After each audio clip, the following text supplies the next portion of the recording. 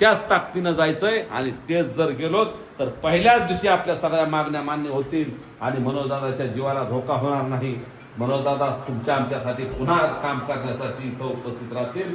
म्हणून माझी एक हात जोडून विनंती आहे तुम्हाला, काळ धोक्याचा आहे, काळ खूप तुमच्या आमच्या संघर्षाच्या, तुमच्या आमची परीक्षा बघणारा काळ आहे. मराठ्यांना आजपर्यंत सहजासहजी काही मिळालेलं नाही. अनेक लोकांना 2-2, 4-4 वर्षाच्या GR न मागता आरक्षण दिलेले तिथून मागच्या सरकारने. परंतु तुम्हा आम्हाला काही द्यायचं असेल, तुम्हा आम्हाला काही मिळायचं असेल, मिळत असेल, सरकार काही देत असेल, तुम्ही आम्ही एकत्र होऊन काही मिळवत असू तर आपल्यामध्ये आडवे येणारे सुद्धा काही कोल्हे कुत्रे असतात. परंतु त्यांना जे सोबत येतील त्यांना सोबत घ्यायचं, जे येणार नाहीत त्यांना सोडून द्यायचं.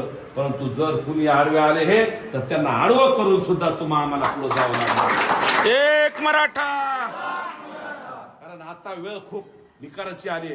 आपलं आंदोलन पुकारलं की 2.5 वर्ष झालं आपण बघतोय समोर कोल्हे कुत्रे, अनेकांच्या मळमळ होती पोटात, अनेकांना जुलाब लागते, अनेकांना काय काय होतंय काय काय नाही हे आता मला जास्त सांगायचं नाही. माझ्या माय भगिनी सुद्धा इथं बसलेल्या आहेत त्यामुळं.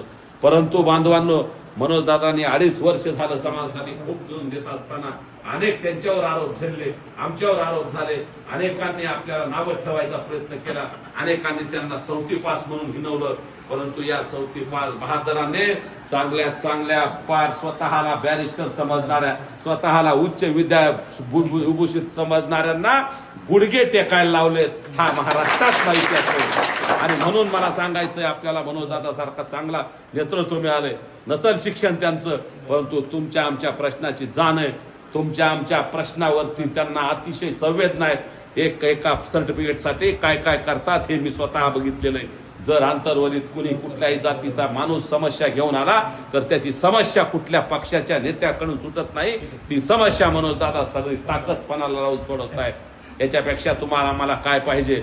म्हणून बांधवांना तुम्हाला वाटल 2.5 वर्ष झालं आपण पळतोय, रोज सारखंच आंदोलनाला बोलवतायत, सारखंच मुंबईला बोलवतायत, आंतरवलीला बोलवतायत, मांजरसुंब्याला बोलवतायत, बीडला बोलवतायत. परंतु बांधवांनो, आम्ही सुद्धा गेली 2.5-3 वर्ष झाली इथं बसलेले आम्ही सगळेजण रात्रीचा दिवस आणि दिवसाची रात्र करून मनोजदादांसाठी आणि या समाजासाठी आमचं योगदान देतोय. यावेळी आमच्यावर सुद्धा हल्ले होत आहेत, आरोप केले जात आहेत. आम्ही एखादी पोस्ट टाकली तर काही ठराविक आडनावाचे लोक आमच्या पोस्टच्या खाली कॉमेंट करून रोज आम्हाला शिव्या देत आहेत, आम्हाला नको नको ते बोलतायत.